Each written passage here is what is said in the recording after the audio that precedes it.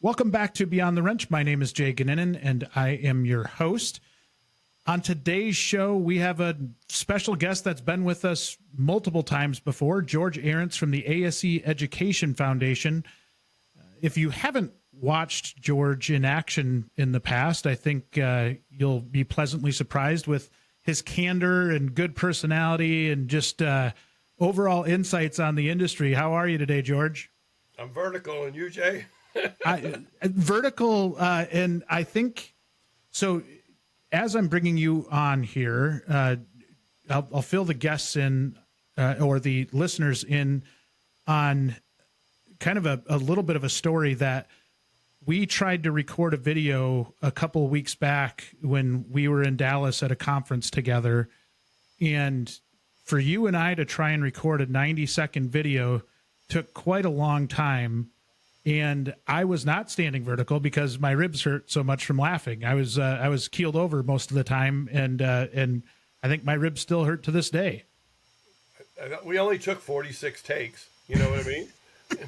Yeah, but it made Cindy Barlow happy. You know what I mean? Our friend Cindy Barlow at Wyotech was dying laughing. She was she was handling the phone and recording us trying to create this video.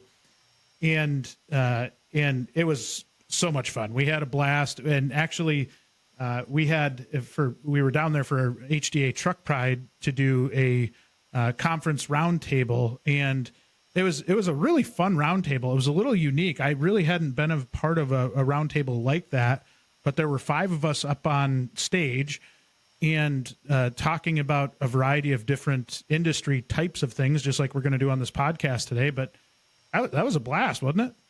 I had a great time, and it's very interesting that, you know, when you talk to industry folks that are doing hiring and firing every day, how little they know about the options for workforce development. You know, they either go to Indeed or somewhere else, or they steal from somebody else, but they never go to look in their local high school or community college. And as I say it, Jay, they don't know how to fish in their own pond.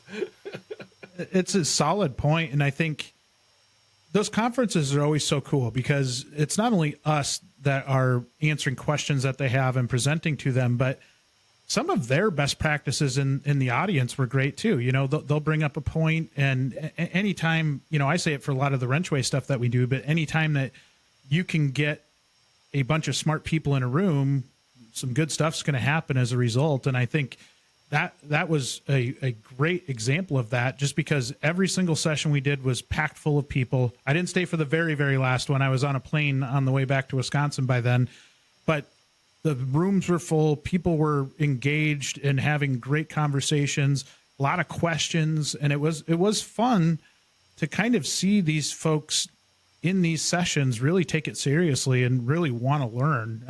It was quite refreshing. It was, and I've seen it across the country. You know, they're in their shop or their business or their corporation day in and day out, and for them to get out and talk to people that are not within their network and hear different things that work, or as I say it, even if we just throw a bunch of spaghetti on the wall, something's going to stick. And everybody walked away, I think, with 1 or 2 things or more that they can try or implement in their businesses. But they also provided some great feedback to us on some of the things they were doing, which are the things that we talk about anyway. And it's always good to hear that people are trying new things and willing to step out of their comfort zone. And I guess when you really need a workforce to grow your business, you get creative when it finally gets bad enough. Yeah, and I think that's where we're at, and we'll talk a lot about that today, but I do have to run through our week down there a little bit. George took us to Summit Racing in Dallas. That was a blast. I was geeking out the entire time. I did not know they had an outlet store, and I'm really glad I had to fly home because otherwise I would have had a truck full of stuff that I didn't need. And so that was a lot of fun. You had a hectic travel week. You were flying all over the place. It felt like you were all over the U.S. within a couple days span. Fill me in on your travels over the course of the week. So I started Houston to Atlanta, Atlanta, Dallas, Dallas, Raleigh, Raleigh, Dallas, Dallas home in 4 days. And for the last session, George, it was almost like a kind of, Cindy and I were heading to the airport. George was just coming back from Raleigh. We met each other at the entry of the hotel, had a nice little conversation, and George went back to work, and Cindy and I flew out and went home. Yep. But we got the Summit Racing. We went over the Biscayne High School there in Grand Prairie and got to see an amazing program with great kids, just great students and great leadership, a lot of discipline. There wasn't a kid in the room you wouldn't want to hire. And they were sophomores. It was crazy. Sophomores. The seniors and juniors were already gone. They're out to work. And we entered the room. We talked to a class full of sophomores, and with these sophomores, George couldn't be more correct here. Just blown away how buttoned up these students were, how polished they were. It was yes sir, no sir, yes ma'am, no ma'am, and just their attention was undivided. I mean, it was crazy to me. I mean, anybody that says that there isn't hope in this next generation, they haven't looked very hard, because that classroom was a prime example of, oh my goodness. Yep. And all of those kids, walk the walk, talk the talk. They know about showing up on time. They know about showing up every day. They know how to look you in the eye and shake your hand. And, they've got that professionalism around it. And at the school, it's kind of groomed into them. And it is a public school. And a lot of those students are economically disadvantaged, but it's not a hinder or disadvantage to them.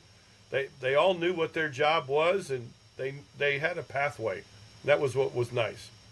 Well, their teacher, Warren Stevens, is incredible. I mean, George called Warren up as we're in their parking lot, staring at the front of their building, which doesn't look like a school whatsoever. I mean, it is so impressive.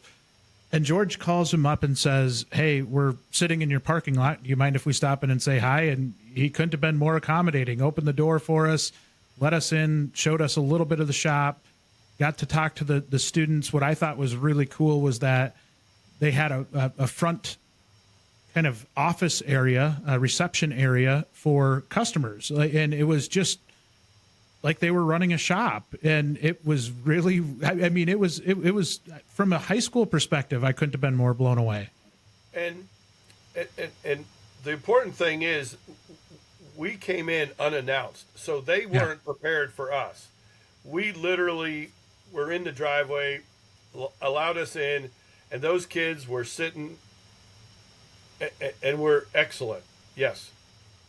I was going to ask Warren what he does to make them sit so attentively, because he must lay the hammer down or something, because they were all so polite and so professional. And it just gives you so much hope for that next generation. Just when you see that in an area that probably, a lot of these kids could have went a different route, and they might not have been in that classroom. And I just think there were so many impressive things, but their partnerships with local shops. And one of the things that they pointed out that they are still struggling with, Warren pointed this out, they're still struggling with the under 18 thing, aren't they?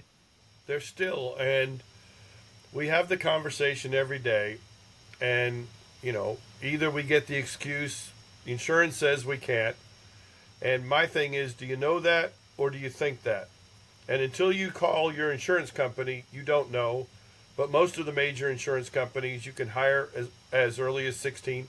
The stipulation is they can't drive on premises. They can't drive customer vehicles or business owned vehicles. That's the biggest stipulation. But they can be. There's no child labor laws that says they can't because it's a dangerous environment. That doesn't exist either. We have all the documents on our website under our resources page, all the DOL documents. But the employers that do hire under 18 have already hired, as Jay said, all the juniors and all the seniors are already working for different companies. And a business next door to those companies is complaining they can't find anybody, but they won't hire till they're 18. Well, if you wait till 18, and that's what your policy is, or some attorney who likes to say no, that's what they said, or a lazy human resources person, yes, I said that. It's easier to say no when you should be saying KNOW. Do I know that or do I think that? And really, you're gonna have what's left over. That's all there is to it. And if you have a bad experience, it's your own fault. You know what I mean? I do. And I think I've said this in content we've done in the past. I was guilty of that when I was in industry, right? I didn't really ask any questions. The ownership said, we can't hire anybody under 18. And I just kind of accepted it. I didn't really even fight it because honestly, when you're in that position, you kind of pick your battles a little bit, right? And that was one of them where I was like, okay, would I love to? Yes. Am I going to fight this? No. And looking back, I should have asked more questions. I should have been a little bit more forward with a plan of what we were going to do with those under 18. And I think a lot of times executive leadership looks at it as babysitting, right? They don't look at it as development of that next generation. And if if for those service managers or fixed ops directors that are out there, if you're struggling with that same thing, my hindsight hopefully will help maybe teach you a little bit in this regard, which is come with a plan, come with some detail behind what you're going to do with them when they're in the shop. I look at it as a huge opportunity now because I kind of learned from my own mistake, but how helpful is it with, we've got an aging demographic of technicians that are out there. And I know there's a lot of technicians that have been in it for a long time that maybe they don't want to lift tires anymore. Maybe they don't want to do the heavy lifting type of things. Why not pair an apprentice up with that person that can do some of that type of stuff to lighten the load on them while being able to learn? And so I think there's a lot of opportunity. There's a lot of benefit to bringing those younger folks in, but you have to have a plan because I think in a lot of ways, ownership might sit back and say, well, I don't want this kid just walking around in the shop all day, pushing a broom and not knowing what they're supposed to do. You need to have a plan for them. Well, and the plan isn't that, you're going to pick a mentor Monday morning at 8:00 and you're going to say, Bobby, this kid's coming in at 9, make sure he doesn't die. That's not a plan. You know what I mean? No, it's not. It's not a good one anyway. It's not a good one. But choosing the right mentor, and you should. And people, I hear this all the time. We're eating our young. We throw these young people right into the shop and expect them to be productive first day on the job. There's not a one of us that was ever productive first day on the job, and some of us still aren't productive years later. But when that young person comes in, they don't know anything about your environment, and there needs to be somebody there to onboard them into that culture and show them where the parts department is, or where things are, or special tools, or how do you do things. And without that young person is lost, and they may do something wrong because you didn't provide the guidance, that you've changed the procedure, or you use a different type of tool and equipment to do it than what they were taught. And these kids have already invested a few years into this occupation, and you know what? They just need to know what it's like to be in a professional shop. And they may not know until 2 days after graduation. If you're really smart, you'll hire them while they're in school. So you're kind of trying it before you buy it. And now they understand what your environment is. They get to learn with your folks. And when they graduate, it's a seamless transition from part-time to full-time. But it's also pretty simple. Do you look at it as an expense, or do you look at it as an investment? And if you look at it as an expense, don't go to any of our schools. Please don't. We don't want you taking our kids. But if you look at it as an investment, that's what you're investing in, your future workforce. And that's what it's all about. And these kids will stay and will be loyal as long as they're treated correctly. And what I tell most people, if you can't see your children or grandchildren working in your shop, neither can I.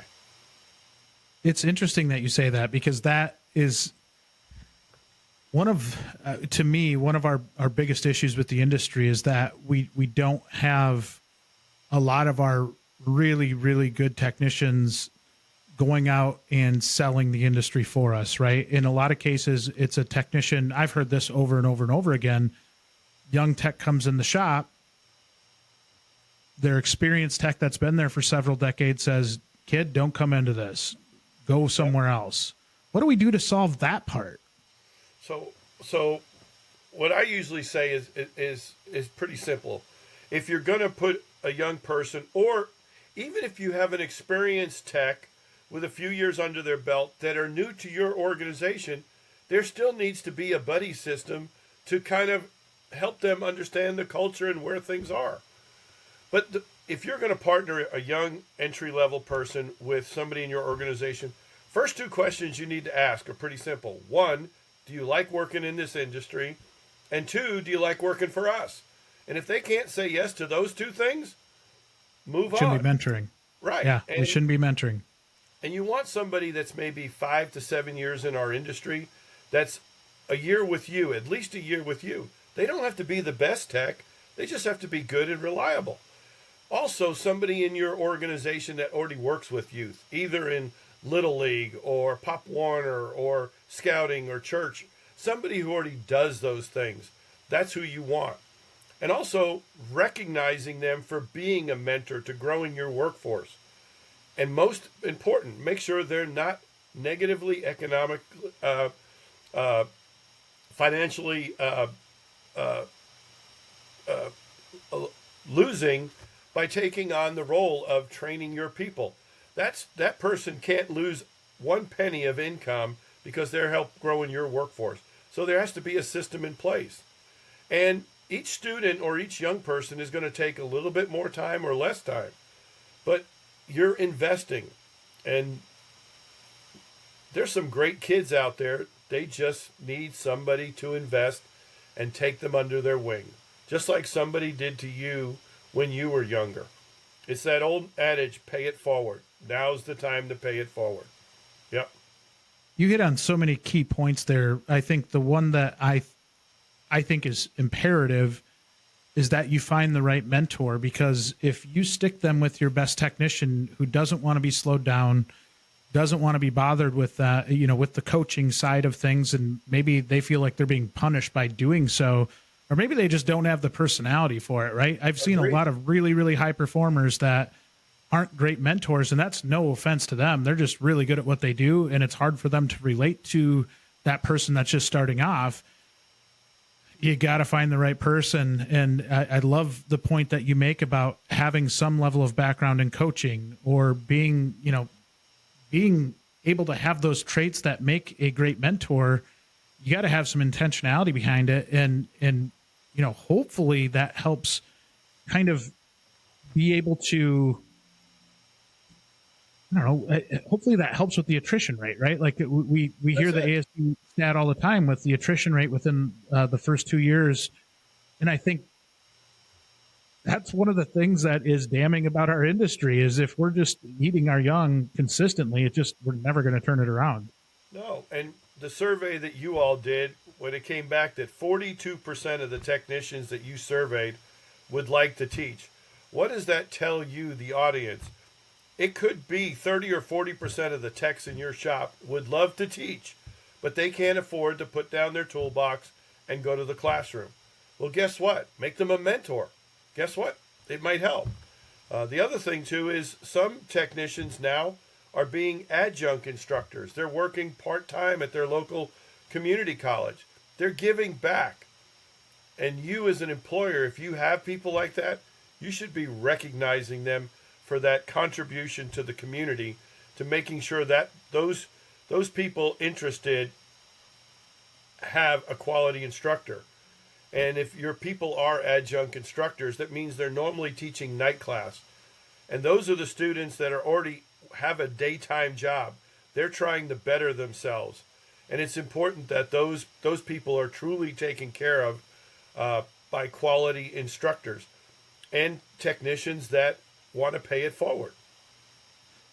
It continues to shock me that shops would ever be against that, because you think about the level of pipeline that you would be able to create coming into your shop if you're the one teaching them. Yep. So there's a school, Miramar Community College in San Diego. San Diego, yeah. And 3 of the adjunct instructors for the diesel program are former students that work for the same company. How's that? And guess what? They know the good ones and they know the bad ones. It's not rocket science, is it? No, and it's yet not that we're smart. It's just that we get out of our offices or we get out of our shops and we go meet with these and see these people on a daily basis. All we have more than you have is tribal knowledge. That's really all we have than the audience has, because we can do the things that they can't. But we're trying to feed what we've learned to you all. And as Jay and I were talking earlier, it's like spaghetti on the wall. Some of it's going to stick and some of it's not. And just because the first kid didn't succeed, do not stop. No. My spaghetti would probably stick less because I would probably overcook the noodles or something, and they'd be, or maybe undercook the noodles, and they wouldn't stick to the wall. Just not cooked enough, probably. I will say, I will say, I've seen shops that fight their teams doing anything with the school. And, a lot of times I think they view it as, well, they're going out of the shop. They're not going to be producing time. And I'm like, oh my goodness. Like, you're looking at it through such a short-term lens that you miss the broader picture that is going to really, really impact your business in the future years. So this will roll into one of the surveys we did. Number one reason for a high school student taking an automotive or almost any career in technology program to not take the next course offered in succession is not scheduled conflict. It's no defined career path. We're leaving the career path up to the person in the front of the classroom.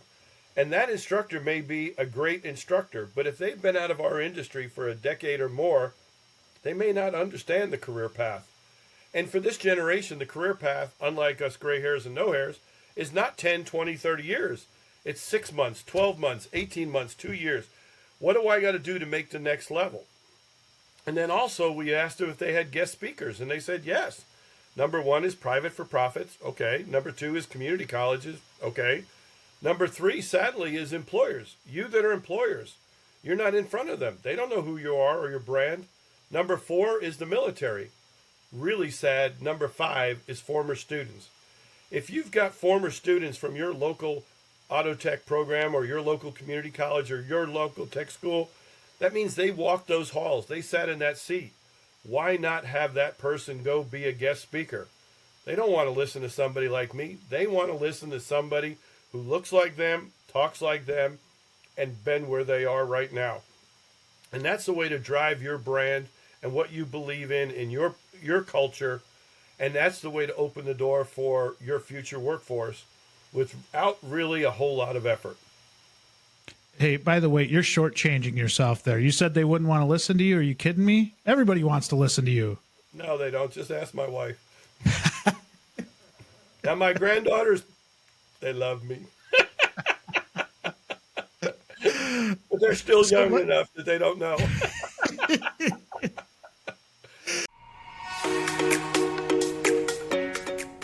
Thanks for listening to Beyond the Wrench. We'd like to take a minute to talk about this week's sponsor, Thermo King.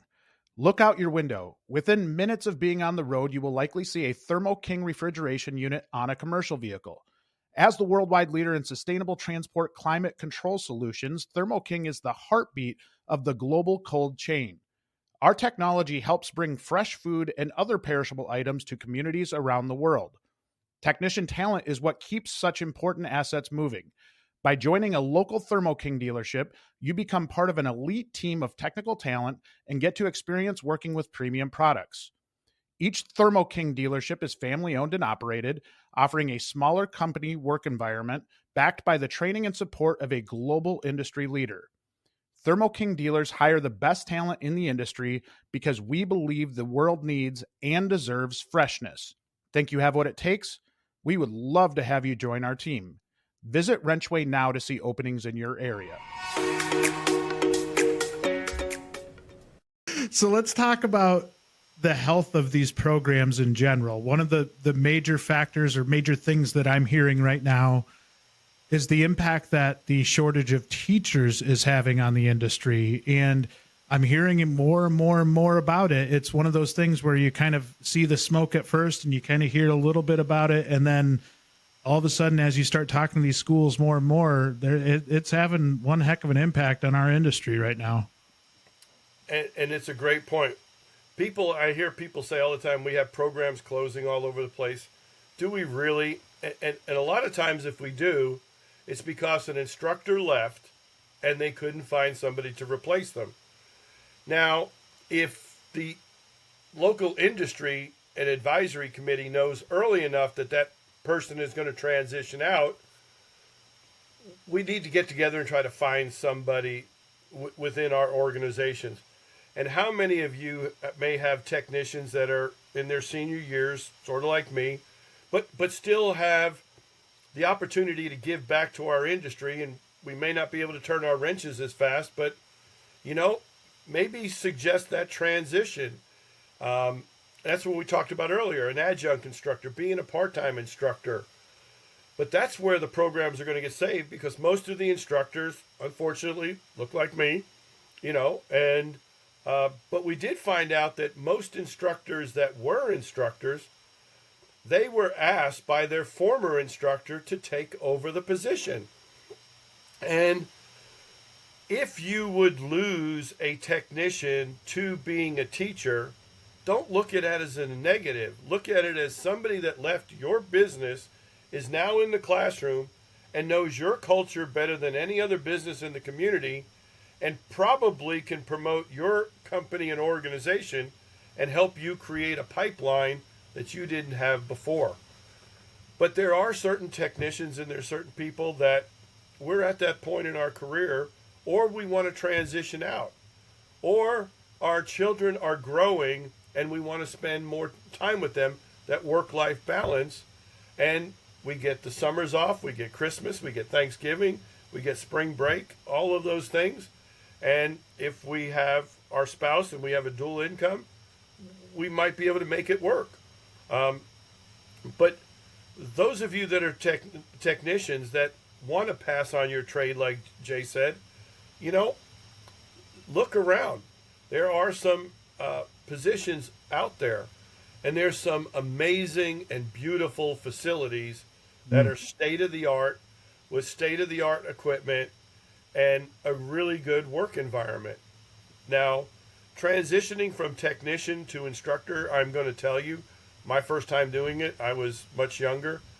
Physically, it'll be the easiest job you ever do. But mentally, it will be tough, because many of us that grew up in a world where mom and dad had the same last name, that's not commonplace these days. And the things that go on with some of these students in their personal life that you all of a sudden get to hear about or learn about, you're just amazed that they show up to school every day.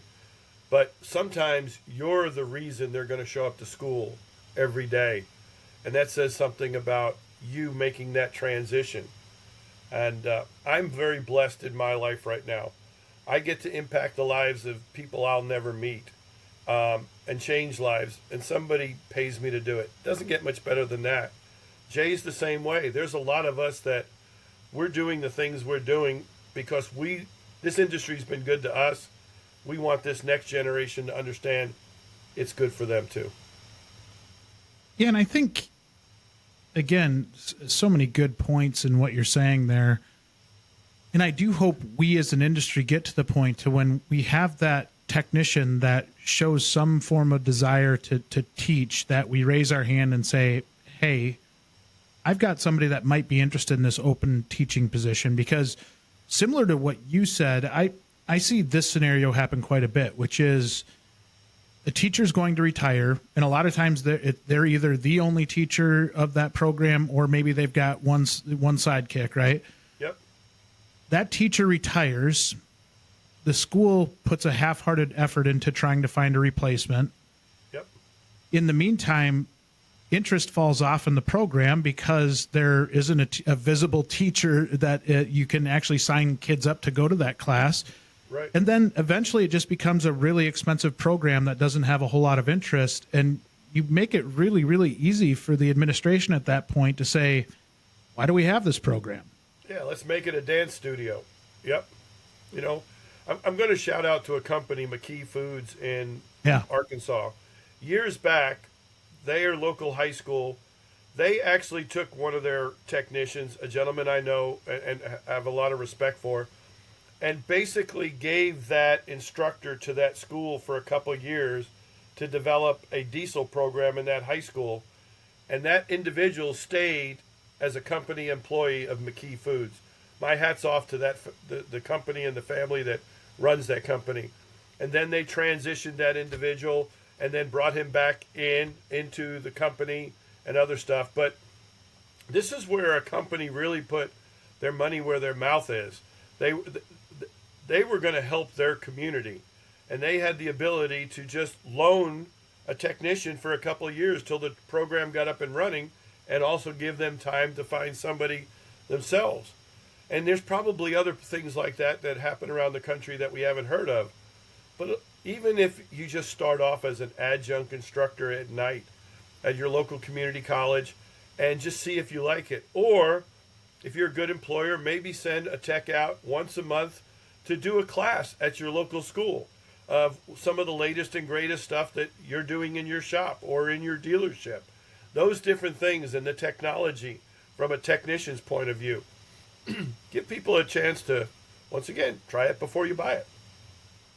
And I think shop leadership would be quite surprised if they go out to the shop and actually talk to their technicians about who might have interest in something like this. A lot of times it doesn't come up in conversation because maybe that technician doesn't feel like they're qualified enough to be able to do something like that. But in reality, they could, and they just don't know it. So I do think there's a lot of people that would be surprised at how many people want to educate. Well, if you're teaching Sunday school or religion class in your local church, or summer school at your local church, or you're a merit badge counselor for scouting or involved, you're already teaching skills to young people. And if you like doing that, maybe try it in the profession that you really have the most expertise in, The other point that you had brought up that I think is really critical is how many of these instructors were recruited by their own instructor from school. I actually have one of my best friends. We had an instructor that just recently passed away. He led our tech ed department at my high school, small high school, pretty much just a woodworking program more so than anything else mechanical, right? Mm-hmm. But really influential. We all looked at him in a really, really high light, right? Like we really, really worshiped the ground that he walked on. And I didn't know this until our teacher was it was the end for him. But my friend said he had actually reached out. My friend who now owns a plumbing company, he had reached out and asked if he would be interested in coming in and teach. And he's like, it's still one of those things when I look back at it and I say, what if I would have taken him up on that and I'd be teaching at the high school level. And it is, it's pretty impactful when that instructor reaches out and says, hey, out of all my students, you're the one that I wanted to come back and take over. So my second stint at teaching at the high school level, the instructor reached out to me personally. We were friends. We knew each other professionally, and he reached out and said, "I would like you to take over my program," and I never thought twice about it until I asked all these instructors, and a lot of them said, "Yeah, my former instructor asked me to take it over," and we all start somewhere, and if you don't like it, you could always go back to what you were doing. But some people it is amazing how much of these young people you will change their lives, because if you spend 2 periods or 2 hours or 3 hours a day with a student in a what used to be called vocational, now career and technical education program, you spend more time with them in their day than anybody else in their life. Think about it. Your own children, do you spend 2 or 3 hours a day with your teenage children? Not, but these people do. And you start to influence these young people, good and bad sometimes, which is sad, but let's just talk about the good. We're making a difference in young people. And that's kind of what it's really all about. Just last night, one of my former students from the early 90s, she actually was a freshman and took my class. Her parents moved to upstate New York and bought a motel, and she was going to go on to journalism and decided after she was in journalism, nope. She's back in Texas. She's teaching in an elementary school. And actually, we got back connected, and she emailed me about remembering going on the state competition, used to be called VICA, now Skills USA. And she just won something with her elementary kids and are taking them on a trip. And I just made a donation for those kids because it's paying it forward. You know what I mean? And they may be they're going to be doing something completely different from automotive, but we still impact lives, whether they continue in the occupation or not. But that's what it's all about, And even if students take auto tech or automotive and they don't decide it as a career, that's not a bad thing either. They've tried it. They've explored it. This is not an option for them. That's okay. That's why we have choices in high school. Well, even at my family shop, I think I shared this with you down in Texas, but we just went through, we're almost to May now. We have gone through 4 different job shadows down at my family shop. And first 3 were good kids, but just not made for this business, right? And there were a number of different factors, each one being different. And so we gave them assurance, gave them good, candid feedback, thanked them for coming down and spending some time with us. But I think both sides probably knew that it wasn't the right fit. Right. But then that last one came in and you're like, oh my goodness, this kid just gets it. Like just so good. And so then now we've got him on in an apprenticeship program. And I just was down actually on Friday afternoon. I was down there and he's doing a tire repair. He's putting a patch on a tire. And he's only been there for like a couple of weeks and he's 16 years old. And I'm like, a little nervous, right? Like going over and, hey, how's it going? It kind of gave him a hard time. You know what you're doing here? Oh, yeah, no problem. And so go back out probably like an hour later. And I said to him, and he was shadowing one of our really, really good experienced techs, and said, hey, that tire's holding air. Looks good. And as he kind of laughed and stepped away, I started talking to our really good experienced tech. Said, so how do you do on that? And said, perfect. He's like, I looked everything over. It couldn't have been done better. And I had asked about our prior apprentice that we had. And I said, could he have pulled that off? He's like, he never touched a tire, never touched a tire repair. And so it just, like anything, right? It just takes getting the right person in the seat, the right person on the right seat on the bus. And you can have something to build off of. But I think so often shops are so impatient. And honestly, I had this conversation with somebody else this morning that this scenario happens a lot too, where I hired one tech from this school and they didn't work out and they were terrible. And I'm never hiring another tech from that. I'm never hiring another student from that school. And I'm like, you're missing the point here. You literally are judging that entire school off of that one student that didn't have a good experience, or you didn't have a good experience with them. And it's not smart, because you've just now kind of completely discounted the fact that you've got a whole bunch of students that might be willing to come work with you, but you're not going to hire them because you had one bad experience with one student from one school. Yep. And, Jay, the new type of competitions that I'm involved with, where these students actually shadow in business for 6 to 8 weeks, and then they go compete on what they've learned in the shop. So, but we're disguising a competition as a 6 to 8 week interview to allow the employer to see these kids in an unpaid environment as an extension of the classroom. And amazing enough, just like you said, there's some kids in there that are just rock stars that in a 30 or 10-minute interview, they would fail miserably, you know? And you got to give everybody a chance. And just because one kid didn't work out, it doesn't mean the whole school's bad. And that may be a young man or young woman that took this course thinking they were interested in working on cars, and they came to work for you and realized it wasn't. So if you look at, hey, I helped that young person make a decision that this is probably not the career for them, then you actually helped. You helped that young person. And you probably learned some things also. And it's such a good point, because that you think about what it takes to be a technician in our industry, and an entry-level technician at that, where you're often the least paid person in the shop. You have the biggest investment to make in buying tools to get to where you're an adequate technician. right. And so often you see somebody that thinks they like it because they watched a show on TV that was working on cars, and they think that it's all glamorous and this is what you do all the time. And then they get in there and they say, I've had friends that are this way, by the way, where they think it's going to be great.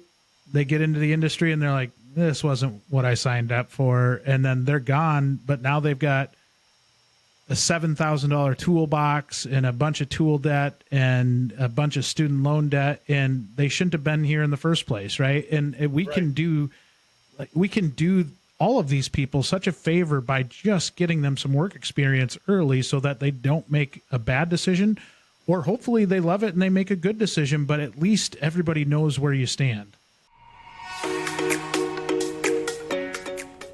Did you know that WrenchWay offers free solutions to help auto, diesel, and CTE instructors connect with local shops and dealerships?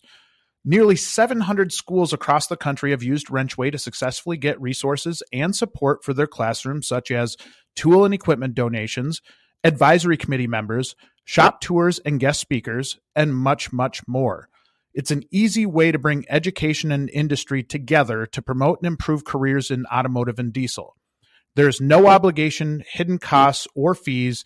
WrenchWay will always be free for instructors to use.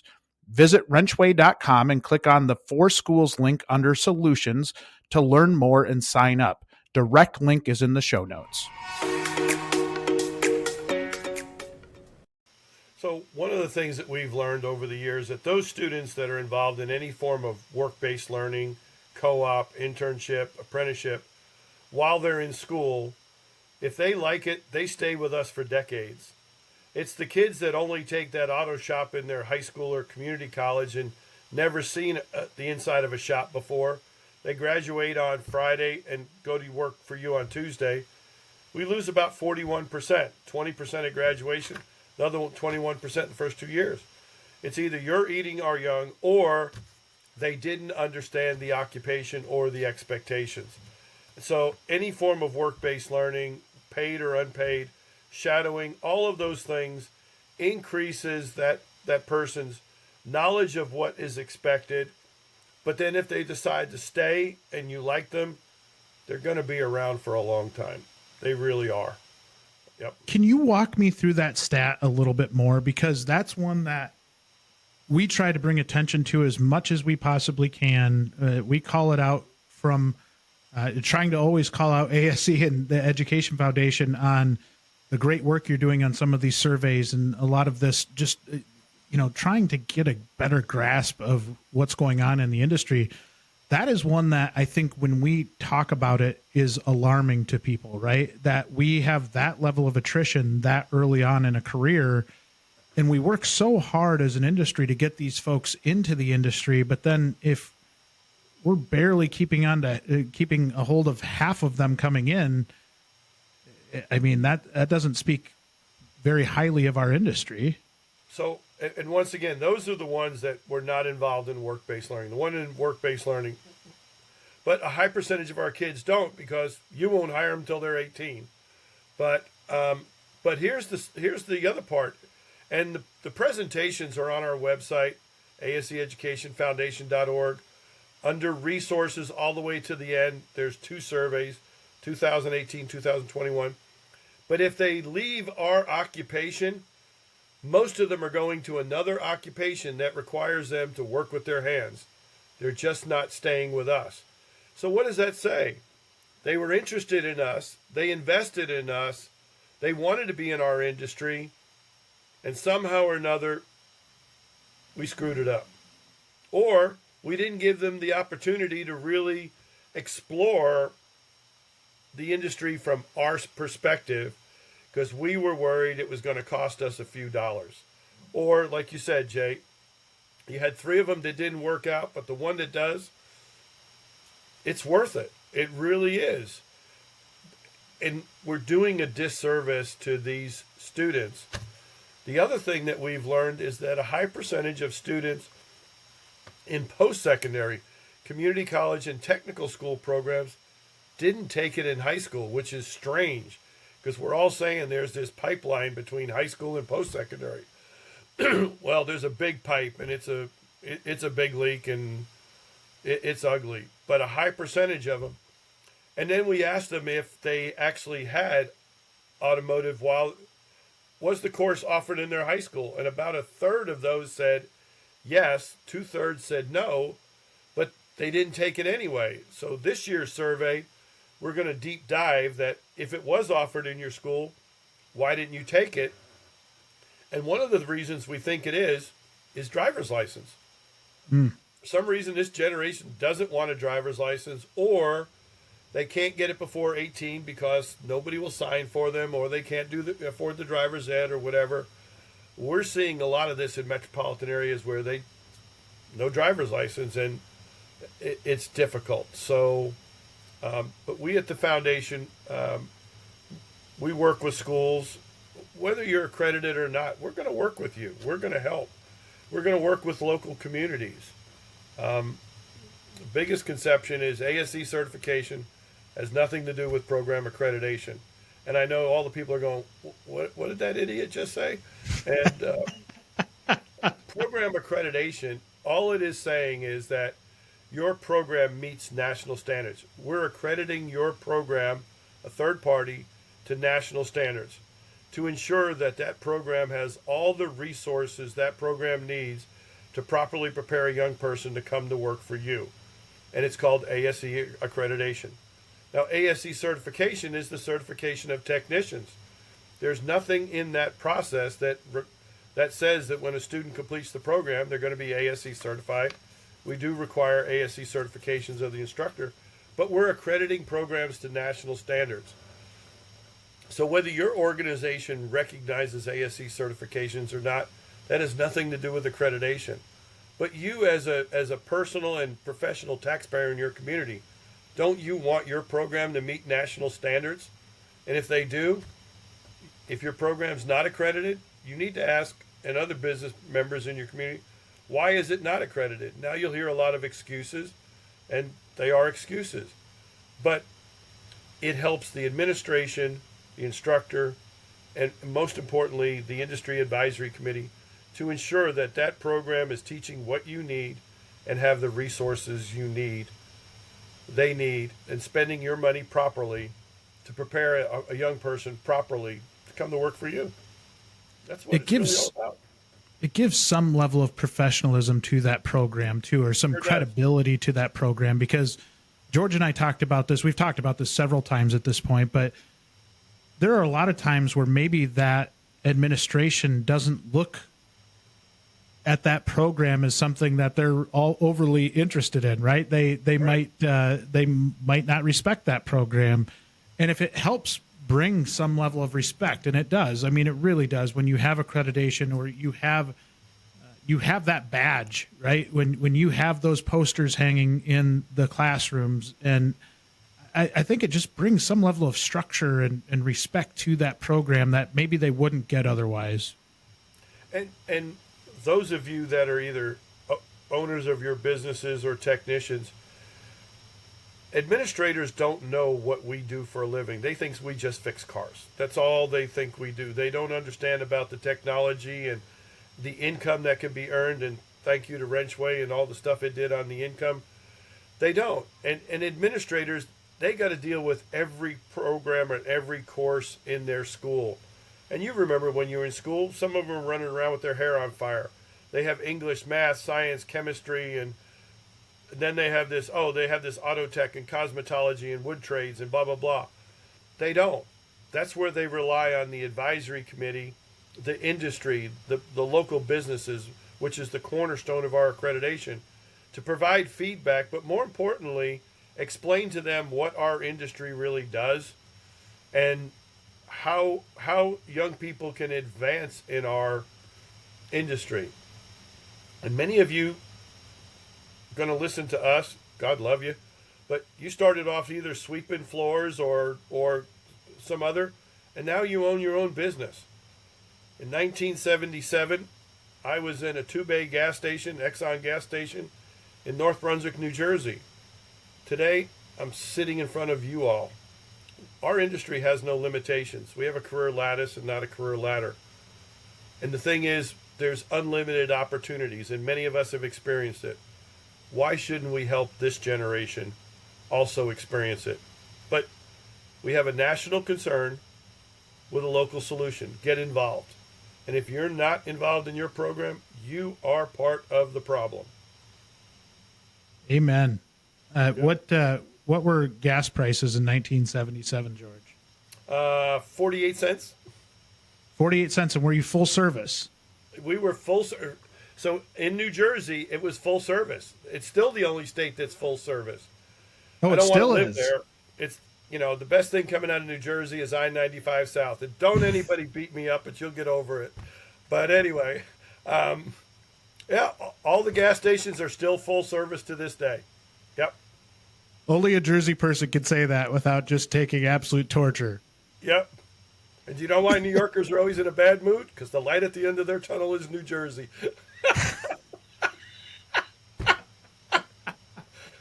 Love you guys. Hi, Mom.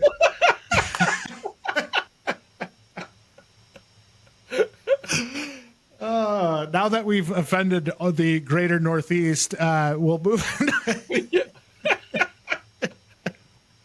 I'll bring some Chicago jokes. We'll just make it all come together. Yeah. All together. Yeah. And if we're not here next week, you know why. This is why George and I had such a tough time recording that video, is because and anybody that's listened to George, you know of the George-isms and really what a lot of his common sayings are. And for whatever reason that day in recording those videos, George would make some wisecrack, and then I could not stop laughing. I could not get it out of my system. And I think we finally got one good take done.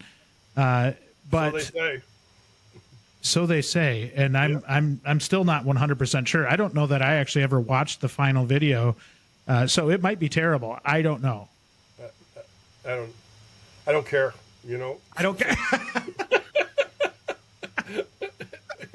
All right. So I do want to talk a little bit about some of the surveying that you guys have done at the ASE Education Foundation, ASE as a whole. You are working on a student survey right now? Goes out tomorrow. And what are we asking on the student survey? So, first of all, we're asking if they're in high school or they're in post-secondary, community college, tech school, private school. We're asking them things is, are they freshmen, sophomore, junior, and senior? Are they in Auto 1, Auto 2, Auto 3? Is work-based learning or internships or apprenticeships offered in their school? And if it is, are they taking advantage of it? Do they have a driver's license? And if not, is there a reason? Also, why did they take the class in the first place? Your friend took it, you wanted to work on your own car, you got thrown in it by a counselor. I'm really interested in it as a career. Are you going to take the next one, and why? That's why we ask this late in the year. If you're a senior, What are you going to do after high school? Also, what type of training did you have? Did you have any manufacturer training? Are you working part-time while you're in school? And if so, are you working in the industry? And if not, why are you not working in the industry? We're doing some really deep dives. And then on the post-secondary side, you know, how old are you, kind of in the ranges? And, you know, was it offered in high school or not? And if it was, why didn't you take it? Why are you taking it now? You know, what's your, you know, are you changing professions? What is it? You know, we're trying to deep dive to what I call the leaky pipe. We have all these people that start in our programs, and for one reason or another, they don't make it out the end. And some of them that do are unqualified, and that's where the biggest problem lies. But we're not short of people interested. But we're trying to figure out where these little leaks are to seal up those leaks to get more of these young people in the pipeline. And in our first annual report that just came out, and it's on our website, we impact over 110,000 students this year. Now, last year it was 126, and the reason it was different is not because there's less students per program, just the opposite, but because of COVID, our accreditations are a 5-year accreditations, just like ASE certifications are a 5-year. And because of COVID, we lost instructors or lost administrators, and they didn't know their program was accredited, or they're transitioning to a new instructor and didn't realize they're coming up for accreditation. But we're working to bring those numbers back up.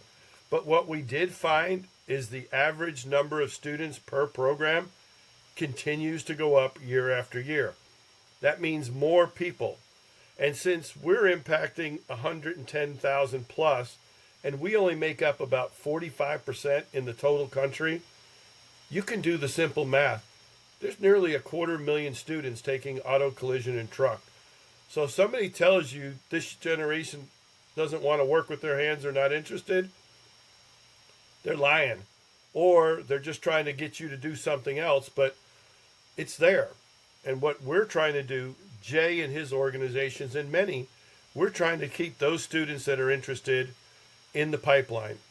We also want them to experience our industry, and if they don't, and if they want out of the pipeline, we want them to exit on their terms and not something else. And that's what we're doing at the foundation. One of the things that we have on our website is called Adopt a School, and it's free. It helps you how to get involved in your local school, how to be a guest speaker, how to be involved in the advisory committee. How many of you gone to a career fair and the students just walk by and pick up your trinkets or pick up your candy and keep walking? Well, it's not because they're rude. It's because they don't know who you are. They don't know your brand. They don't know your company. If you're in front of those students during the school year as a guest speaker or have them visit your shop, guess what? When it comes to career fair day, they're lined up waiting for you because they know who you are. But if they don't, you're just another tablecloth with useless trinkets. All of that stuff is in there. And how to shadow with young people, how to do an apprenticeship, how to make a donation if you've got a blown up engine or a tore up transmission or some parts. You know what? That's gold to those students and that school. And Jay and his organization does a great job of trying to partner those people. And so do we. We're all in this together. And organizations like WrenchWay, the ASE Education Foundation, and ASE, you just see the blue seal and you think we just test technicians. No, we're the industry solution to the technician shortage. We are. That's it. And everybody else is out trying to do something else. What we're trying to do is fill the pipe and get more of those young people through the pipe and into your places of business. That's what we're just here to do. It's truly all hands on deck too, right? Because we are at such a point in time where we have to be we have to be collaborative, and we all have to work together to try and help this situation out, because it is very, very concerning. I mean, we've had this issue for decades now. For a long time we ignored it a lot. Like the industry maybe turned a blind eye to the education side. I am fascinated with what comes back on that survey about if you're working in the industry or not, because even at the post-secondary level right now, in conversations I've had with students, there's still a pile of them that aren't working in industry while they're in a program. And it blows my mind how that happens. So, and it could be two things. So if a student, a young person, is either their family situation, they're economically disadvantaged, or it's a single parent household. When many of us were younger, we worked part-time to have money in our pocket to have things that we wanted. Chocolate ice cream, candy, whatever it is, stuff like that. Many of these young people are actually contributors to the household. And you have to know that as an employer. And sometimes that student will take a non-automotive related job because they happen to help pay the water bill or support their younger brothers or sisters, because there is only one income by that single parent. And because there is so many single families these days, we have to look at that. And I tell people, I live here in Texas, your biggest competitor is Buc-ee's. And if you've never been to a Buc-ee's, they have the sign at every gas pump that says, we're hiring and here's what we're paying. And you say, but that's not a career path. At the age of 17 and 18, that's a career path. I know what I can make and how much I can bring home to the family. And we have to take that into consideration. This work-life balance that this generation wants. And we as baby boomers, we get real upset about that. But we live to work. They work to live. And maybe they got it right. Many of us that are like me, we missed some of our children growing up and other things. And now we don't want to miss our grandchildren. Well, this generation doesn't want to miss their children. They want that work-life balance. And if your company can provide that and a livable wage, yes. And most of the time when you hear somebody left, I hear that this guy quit for 50 cents more an hour, or this girl. I only ask one question. Why were they looking in the first place? Yes. And it wasn't Bingo. money. Money was the end. And when somebody quits your organization, what they're telling you is the unknown is better than staying with you. That's exactly what they're saying. And if they decide to leave you and they've been a good employee, instead of treating them like poo-poo and kicking them out the door and telling them, take your toolbox and go, why don't you sit down and celebrate them being a good employee and that they've really grown your organization, wish them the best, and then say, oh, by the way, if when you get over there the grass isn't as green as they told you it was, we'll leave your position open for 30 days, no questions asked. Take the glass half full approach instead of the glass half empty. Instead of cutting a relationship for somebody that you've worked next to or worked with for 4, 5, or 6 years, treat them like a professional. Treat them like your friend, and celebrate what they did do for you, and make sure they know the door is still open if they want to come back. And many of us that quit a job going to what we thought were greener pastures realized when we got there, it wasn't green. So think about that. I think we've all been in that scenario, and it's not a fun scenario to be a part of. And I think there's so much that we could talk about, George. There always is. And I think we didn't have enough time today to even get to everything, because you and I talking always takes a long time. So it really was very informative. I do have to say there is a new entrant into the Automotive family. On behalf of the ARrants, we want to say congratulations on your brand new baby grandson, Jackson. Jackson Luke ARrants. Yep, first boy. Already sounds like a car guy. We're in good shape. His dad's a diesel technician. Yeah. Well, congratulations to the ARrants family. Thank you again, George, for all the great work you do for our industry. And as always, it's an absolute pleasure to talk with you again today. Jay, thanks for having me, and everybody, hope you have a great day, and hope we didn't waste your time. Thank you. That wraps up another episode of Beyond the Wrench. If you liked this episode, please show your support by rating and following the podcast. You can also watch the video interviews on WrenchWay's YouTube channel. Speaking of WrenchWay, did you know Beyond the Wrench is managed and produced by the WrenchWay team? WrenchWay is an online community dedicated to promoting and improving automotive and diesel careers. We help technicians find the best shops to work at, and we also help auto, diesel, and CTE instructors get more support from local industry. You can learn more by visiting wrenchway.com.